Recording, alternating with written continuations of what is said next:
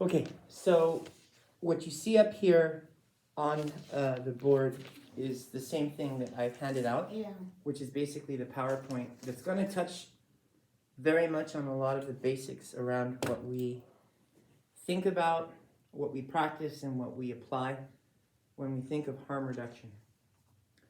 And we're going to review the history, the concepts around this, and how it relates to us, because we are part of the homeless service sector.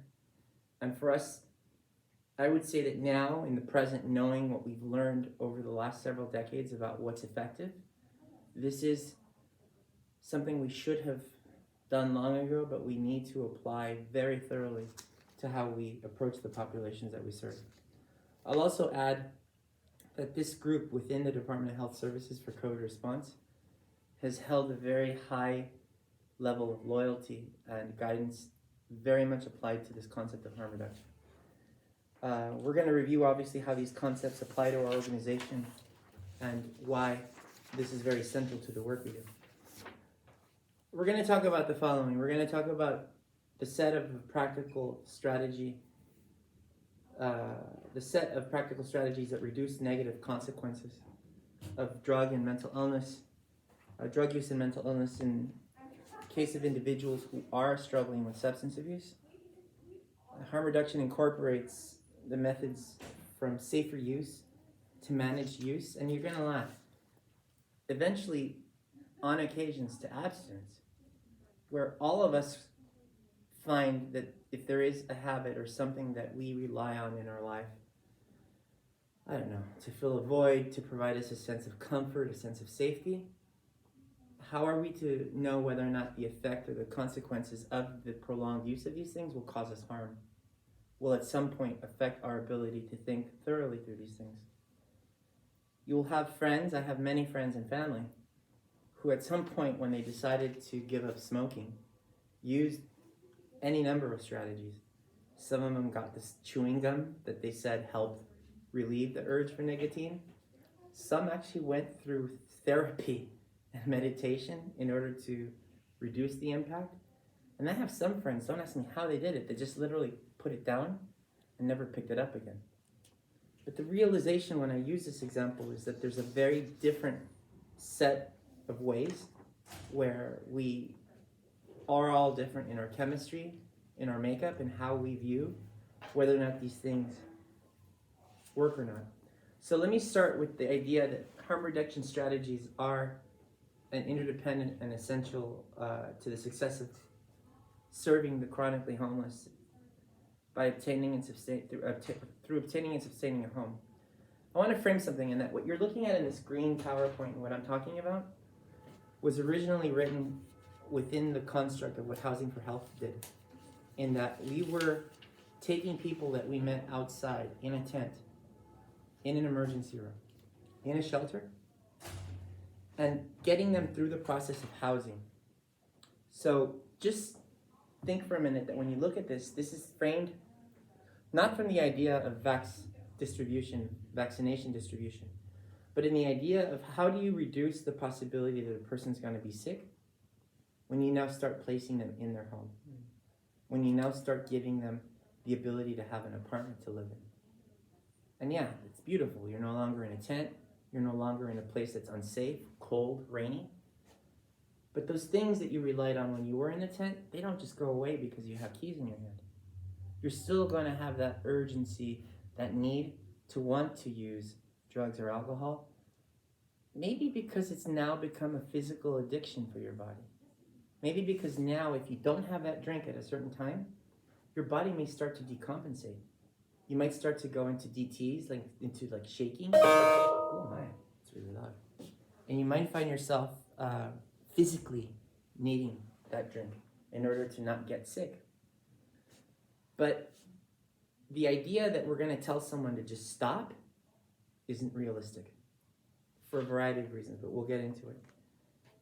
These ideas and these mindsets around harm reduction became very prevalent and very obvious to us some point in the mid-90s within our service sector of what we do here.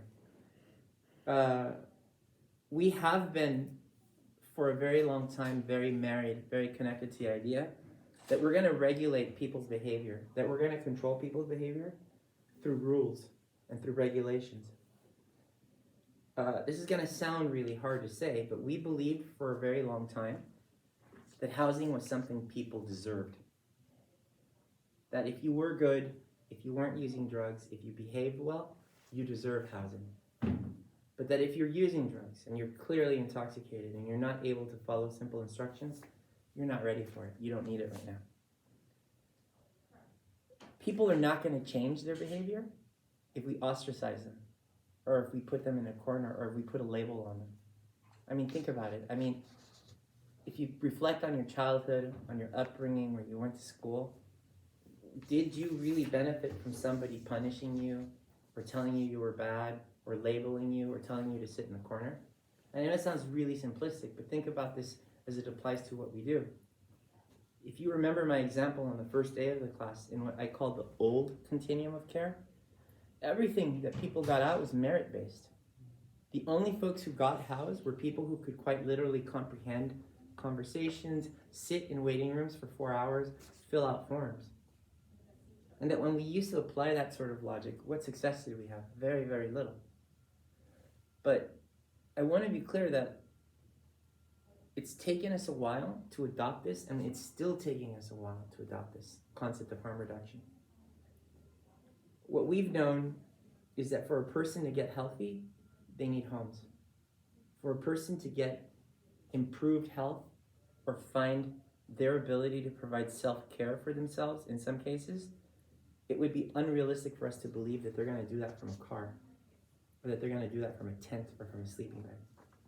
So I start with that place because I think it's important for us to understand that harm reduction isn't necessarily stuck just to the idea of housing, but we're going to talk about how we might be able to use it in the field when we are in the midst of people who are very, very sick. In the old practice, so let me just move this. In the old way that we used to provide services to people experiencing homelessness, I want to touch on a few that I know I talked about before, but I want to make sure I don't miss them, right? One that was very, very central to how we did it were requirements that basically said, show to me that you're not intoxicated. And how did we do this? We did this often through the idea that we would actually do random testing. That, yes, you had some shelters that were a little bit more open-minded, but you also had some shelters that would say, hey, breathe here, pee in the cup, show me that you're actually able to come in here. The other thing that we also realized right away is that we had to come up with contracts with folks once they started receiving services in order so that we could show compliance. And what do I mean by that? Prove to me that you're trying to get a job. Prove to me that you are able to do chores. Let me give you a list of requirements that you must complete while you're here with me that will indicate to me that you genuinely deserve to be here. If you did not complete those things, and if, let's say, for whatever reason, whether it was because you were sick, because you had a struggle, because you were hearing voices that were talking incredibly negatively in your head, or because of the trauma that was inflicted by the space around you, because you obviously went to that place where you were scared, we are going to discharge you, which is to say you are now going to be exited from the place because you are not able to comply, follow, adhere to the rules of the things we do. And what this did is this basically created a revolving door. This created a revolving door where some may say we were basically babysitting the problem. We were seeing the same folks cycle through these places over and over again and saying, what's wrong with this person? Why are they still drinking? Why can't they stop? Without realizing that by labeling them or just saying they are in that category, they are addicted, they are alcoholics, we basically were just doing nothing but stepping on them and not extending a hand by trying to say, hey, where are you? How can I meet you where you are so that I might be able to follow you and work with you as you grow through these things together. You heard me talk about the mandatory rules, obviously curfews, chores, any number of things. Those were incredibly central to the old continuum of care. But one of the things that we started to realize right away is that if we started to focus on the quality of each individual, if we started to focus on basically what meant life to them, what was community to them, and could we do those things without requiring them to pee in a cup or breathe in a thing, is it possible that they might, in time, reduce their use? Not completely, but enough that they can hear me, enough that they can actually communicate with me what they need. We basically saw as a continuum of care that we created constructive and inclusive and diverse communities that were safe. And let me just say a really clear one from having done outreach when I think about safety, in that there was a time not more than many years ago where it was very rare for me to see colleagues with clean needles.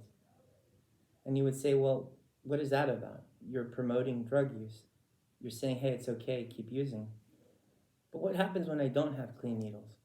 And the person that I'm encountering isn't sick yet, but now because they've had to share it with others, and now because we're starting to see a breakout of illness in a specific area, what may have been contained through support of providing a person a healthy outlet to stay safe now becomes a far more complex issue, because we're not just talking about homelessness, we're talking about a person who needs to be now in an ER, possibly like in an ICU as they get sicker and sicker. It is essential to individual growth, change, and one ability to thrive. Where in the lives of the folks we encounter do they see someone who says, wow, you did better today? Or, hey, I'm proud of you. That was less than yesterday. Again, it sounds incredibly odd that I'm saying this in the year 2021, but these were things that you didn't hear said very often, right? We relied on the thinking that if I tell them, hey, you're gonna get sick, stop doing that, they're gonna listen to us. That is not realistic. That is not only realistic, but it just starts to put people in a label or in a corner. We are infinitely creative. As staff that do this work, when we think of harm reduction, we have to think of our inclusion into a collaborative effort between us and the persons we're serving. These things, when I look at the old way, make me think of a stamp or a machine that basically just says, hey, you're all the same. I'm going to just give you all the same thing and we're going to go through it. But when I think of harm reduction, one of the things I think of is how much individuality there is in each and every one of us. And that if we are genuine about building relationships with people, might I be able to come up with a personal goal for you that might differ from the personal goal for you? Because you may have some things that you need that this person doesn't need. And I know, again, consider how much work we're talking about, because it is easier, one would argue, to just say, hey, everyone follow the rules, and if you don't get out, someone else will come in. But when we do that, we create this revolving door, and had for many decades, that saw very little progress, and basically quite often saw people slowly disintegrate in shelters and in places that we found. But by being very specific about giving people choice, giving them autonomy, giving them strength, we recognize a strategy that did work with people. It sounds weird. The time spent as an outreach worker will feel in time as a partnership.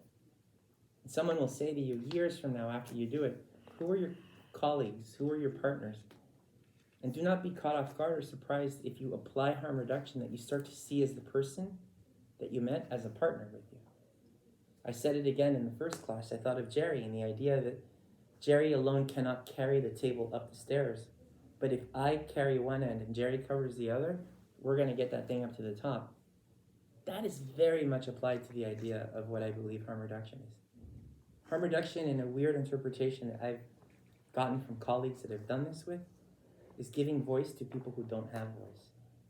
Is providing the person with the possibility that they will have a choice, when very, very rarely with a life on the streets filled with isolation and sometimes violence, do they have the ability to speak or to control the direction of what they have and what they want? I'll go to the PowerPoint before I continue with the board, in that if you guys look at page 2, again, I said it, this is recent. Consider that I'm talking about the mid-90s. This is not something that we have been practicing openly for decades. This is something that is very much, I hate to say, in its infancy as far as our work goes with serving the populations that we serve. Regarding the treatment of people experiencing homelessness, and as an alternative to just the idea that we're going to just stick you in a shelter, hope that you do well, and if you do well, someone will recognize you and move you somewhere else. We move through different levels at different levels of speed. Some of us thrive in environments that are very much regulated and controlled, while others fear that and won't accept services because you demand a person to follow these guidelines. But to get a person from the streets through a shelter and into an apartment, you will find far more efficiency and far more effectiveness if you are not walking into this with a demand that says you must stop smoking, you must stop drinking. Oh, I can't talk to you today because you're high. No, we need to balance that by just focusing on the idea that change is gradual, it will take time, and that it will take some level of patience and like continuity on our end so that we can build a relationship with people. The relationship between staff and the person that we serve is a critical factor in not just getting the person into housing, but even if we were looking at it from a housing for health perspective, in being able to retain housing, being able to hold on to it. We need to be authentic. I've said it from the beginning. Don't pretend. If you're having a bad day, you don't need to be involved. But if you are having a good day and you find yourself very much able to listen 75% and maybe talk 25%, ask the person, how has it felt when you are really intoxicated? Or how has it felt maybe when you see yourself coming down from the stuff? And where are those differences? And recognize that person's strengths and goals. Celebrate when they tell you that they find themselves amazed at how well they did when things happened, so that you might act as a person who's very different from others that say, be sober, follow the rules. I accept you. I accept you regardless of whether you are intoxicated or not, and you will be with me as I work together with you. I say this because we cannot be judgmental. It's going to be very easy to go back to a very human element of just saying, oh, that person's just intoxicated, forget them. But we have to get rid of those preconceived notions so that we approach people with a level of honesty and a clean slate that says, let's start from it. As a team, we want to reassess the goals and we want to provide choices to the individual. Very rarely have we ever seen success when we engage people on the street, when we walk in with not just our agenda, but that's the goal. What is your goal? Like, what are the things you want to prioritize? I may think you need a pair of shoes because clearly you're not wearing them, but you're worried right now about where you're going to get a cigarette. What does that mean? I may preach to you about shoes for the next 20 minutes, but you're not going to hear a word I say. All right, let's talk about that. When did you have a smoke? Where do you get them, right? You got to consider, too, that within harm reduction, when you are thinking about how you communicate with folks, there has to be a considerable amount of power dynamics that does not feel top-down, that feels very much level, so that this person knows that you are not coming in as perhaps others have in the past to impose your authority or your demands on people. You build rapport, and you have to recognize that when you think of harm reduction, one of the key things I often think about is basically that it's gradual, that it's a very, very slow burn, that you don't go from hello to all of a sudden this person stopped using. There are people we have met on the streets that used for 18 months or 2 years during the entire time that we built trust with them. We managed to get them housed, and they continued to use after they got housed. But there was a difference in that they recognized somewhere their ability to hold on to that housing meant that they weren't going to use to the point where they were just going to be belligerently blasted out of their head and didn't know where they were and would get in fights and break things. That was progress. And maybe we don't see it right away, but we had to celebrate those moments and look at the person and identify them as having done things that were effective. Again, I touch on some of these because small changes means patience and success over time. It also means a mutual respect. And that mutual respect within what I think harm reduction is as you approach an individual, when I say give them the power, may mean that maybe on that 8th visit where you think suddenly this person and you are good and you see each other and they know you by name and you guys joke, that person one day may not be in the mood for you. And if they say not today, it's not today. It may be tomorrow. But again, consider that, because if you start to tip the balance like, no, it must be today. I need to talk to you about these things. Who's in control now? Like, who is managing and driving this vehicle? Obviously, it was said before by Dr. Sanchez, and I want to say it again because it's worth applying to this. This is constant learning for us. And think about any relationship that you have, whether it's with a partner, whether it's with a family member, a neighbor, a friend, it is constantly changing. And it requires a level of you being a student to be able to continue learning through the process. You have to value what the person is saying, be flexible, think about what they're saying, but you also want to recognize their strengths. I mean, I know it sounds weird, but all of us feel very fed, very nurtured when somebody recognizes something within us that perhaps we didn't notice. And think about how much a compliment means to people. And I'm not talking about a compliment just because you pulled it out of a hat. I'm talking about a genuine response that said, I am impressed by what you did, and I commend you, because I don't know how I would have done it. That is where you start to say, hey, look, whether you know it or not, you're improving. You're getting slowly to a better place at your pace, not mine. Avoiding labeling goes without saying, obviously. It's very easy, especially in this day and time when we have these devices in our pockets that often make fun of people on Instagram or joke about them online, to put labels on people. We don't do that, obviously. That does nothing to improve our ability to build relationships with people. Any questions so far on what I'm going through? Because I'm going through it rather quickly, I'm sorry. Yeah. Let me continue in that consistency, reliability, and basically the ability to just not lie or not promise or overcommit to things that you cannot deliver fits very well within the structure of this.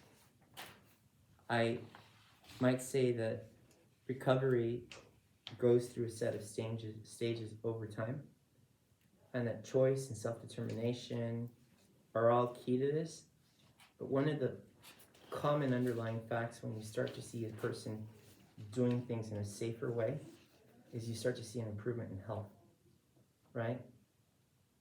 I'll share very quickly that colleagues that you were going to work with in the field went to an encampment to talk about the vaccine with folks and quickly realized that the needles that were out there, not on the ground, but that appeared to be needles that folks were using, appeared to be rusted in very, very bad shape, where like they'd been out for a while. And somewhere, it was incredible for us to recognize that the minute one of our staff mentioned, hey folks, does anyone need help putting things away? Or would folks want clean needles? People said yes right away. They did not hesitate.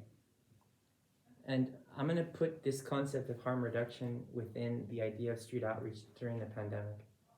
I always go back to the idea that everything changed in the world when the pandemic started. Stores closed, freeways were empty, people were fighting for toilet paper. But guess what? Many, not all, but many providers that were in the habit of going into the field to distribute these items couldn't, for any number of reasons. Whether it was that resources got shut down, they weren't allowed to transport people, you name it. So again, do not be caught off guard when people start to tell you, yeah, this is what I need. And one of the consequences of a person telling a staff member, hey, I could use clean needles, is that we suddenly have received a very personal, private thing that that person might not tell someone else because of maybe the shame and the embarrassment of admitting that you're using needles.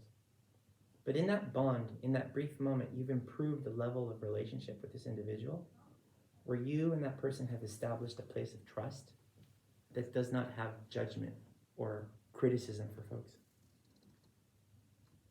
You increase their self-esteem, you encourage folks to improve their living situation, and you start to recognize right away that a person will be healthier if they are given the option to choose their approach or their way of approaching the issue.